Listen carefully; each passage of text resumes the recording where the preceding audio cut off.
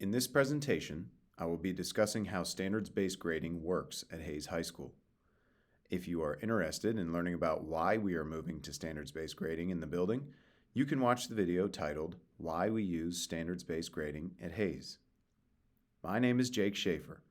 I'm one of the assistant principals at Hayes High School, and I have a unique perspective on standards-based grading because I taught in this program at Hayes. I had the chance to help develop the program, and I am now an administrator in the building. This program means a lot to me, and it has been very successful for our student achievement, but we have some work to do as a building to make sure our families understand the way it works. So I really appreciate you taking the time to watch this video. Before getting into the details, I first want to say that the classroom experience does not look much different in a standards-based classroom than in a traditional classroom. Our teachers still teach using a diverse set of teaching strategies. They still do activities, they still give tests and quizzes, and they still have students work in groups. Standards-based grading changes the way that students are assessed, not the way that teachers teach. We believe that grades should reflect what students know and are able to do. This is where standards-based grading comes in. Let's talk about the structure of a standards-based course. Every course is built around 10 to 15 priority standards. These are the major categories of skills that students are expected to learn throughout the course. Grades are determined by student performance in each of these priority standards. Let's take a look at what a priority standard looks like. Within each standard are the set of skills that students need to master. These skills vary in difficulty across 4 levels. When students receive grades on a standard, they will receive a grade between 0 and 4 based on what level of skills they have mastered. Skills in level 1 are the skills that are absolutely necessary in order for a student to receive a passing grade on a standard.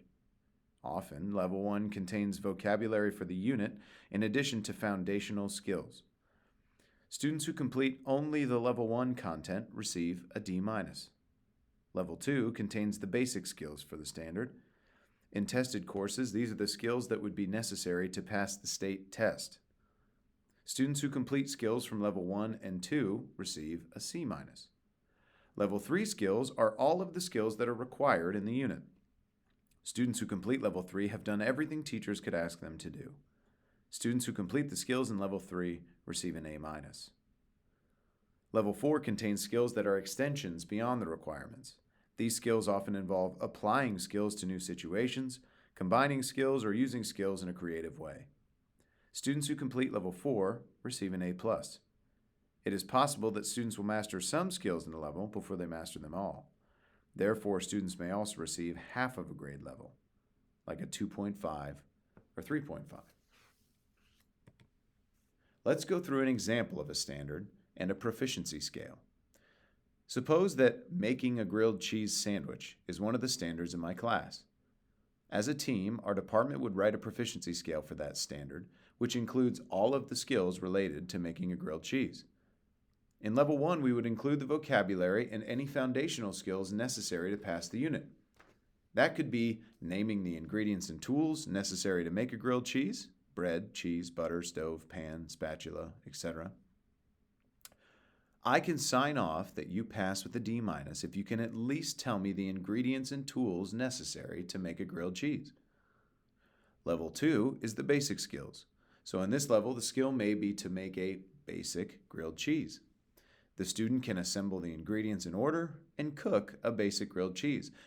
Maybe that grilled cheese is burnt or undercooked, but the student has the basics. Level 3 contains all the skills students need to make a perfect grilled cheese. The bread is cooked to a golden brown, the cheese is melted, the sandwich is excellent. This work deserves an A. Finally, level 4 would ask for an extension on those skills. This could include creating new recipes to elevate grilled cheese.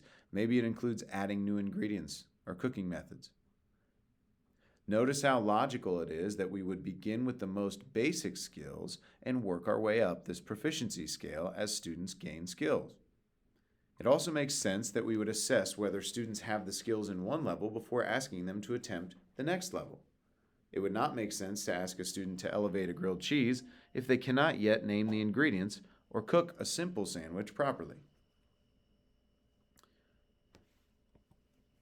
Organizing the skills within a standard into proficiency scales allows us to give more meaningful feedback to help students learn. Suppose a student received a B on their grilled cheese. A traditional grade may say minus 15 points with the score of B.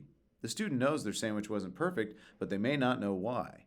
With standards-based grading, the student would receive feedback telling them which particular skills they mastered and which they are still working on.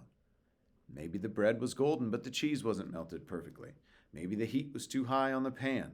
Students would know what they still needed to work on. Let's now look at how grades are calculated within the standards-based grading system. Grades are determined by student performance across each of the 10 to 15 priority standards in a course. Students receive a grade from 0 to 4 in each standard. Those scores are averaged to give the student their final grade for the year. Students that have not been assessed yet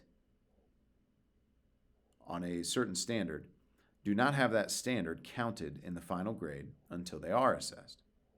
In other words, students do not start with a 0 in every standard. They start with that grade exempt from their overall grade until they have the chance to demonstrate their skills. Students will have the opportunity to be assessed on each standard multiple times throughout the year. Again, the timeline for learning is flexible in standards-based grading, so students have multiple opportunities to show what they know and are able to do. Because standards are assessed multiple times, we do not want to hold it against students if they have grown in their ability during the term. Therefore, PowerSchool will only count the highest score that a student receives on a standard. For instance, this student received a 2, a 2.5, and a 2 when they were assessed on Standard 2. PowerSchool will count the 2.5, highlighted in yellow, as the overall grade. For more information about how to read and interpret PowerSchool grades, watch the video dedicated to PowerSchool at Hayes. Here are the conversions from the numerical grades to letter grades. The letter grade associated with the score on the standard is what PowerSchool will show.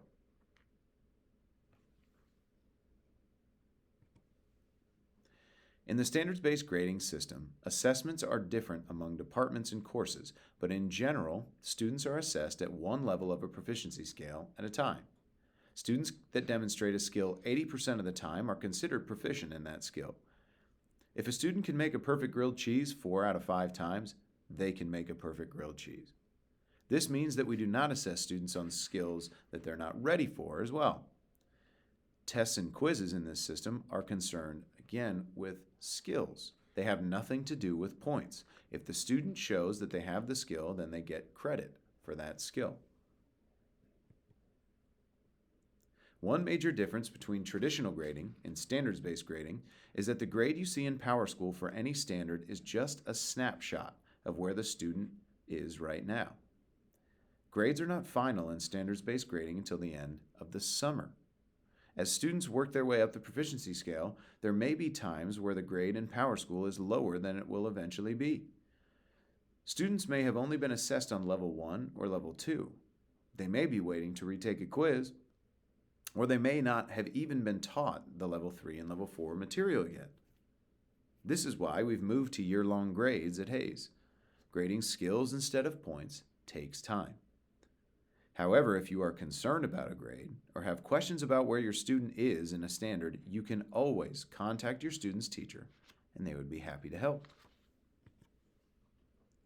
Finally, we recognize that though we support the use of reassessments because students learn at different paces and have different needs, our students also need to be exposed to situations where the stakes are higher. We need to teach our students how to prepare for situations where they may only get one chance, such as college exams, state testing, certification exams, job interviews, or situations in adult life where students need to perform at their best with only one chance to do so. The way we do this is with the use of midterms and final exams. These cumulative exams will be given at the end of each semester and cannot be retaken. They will be reflected in the gradebook as their own standard because retaining information and preparing for exams are their own skills. The exam standard, or spiral skills as it is commonly referred to, counts the same as any other standard throughout the year. Thank you for viewing this presentation about how standards-based grading works at Hayes. For detailed information about why we chose to move to standards-based grading at Hayes High School, take a few minutes to watch the video entitled Why We Use Standards-Based Grading at Hayes. If you have any questions or concerns, please do not hesitate to contact me using the contact information on this slide. Thank you again.